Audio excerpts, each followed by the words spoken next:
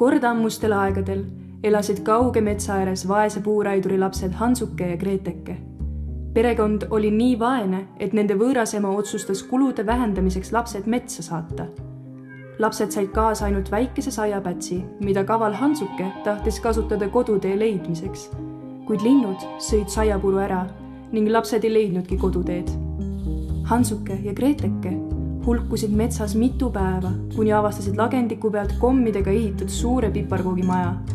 Näljased lapsed hakkasid isukalt kommimaja sööma, kuni ilmus maja omanik, kuri nõid, kes plaanis lastest praadi teha. Lapsed olid nutikamad, nad kavaldasid nõia üle ja lükkasid ta ahju. Hansuke ja Greteke said nõia varastatud aarded endale ja viisid need koju isa juurde. Nii elasid nad ilma nälja ja mureta, õnnelikult elu lõpuni. Ainult kommidest ja piparkookidest hoidsid nad mõnda aega eemale.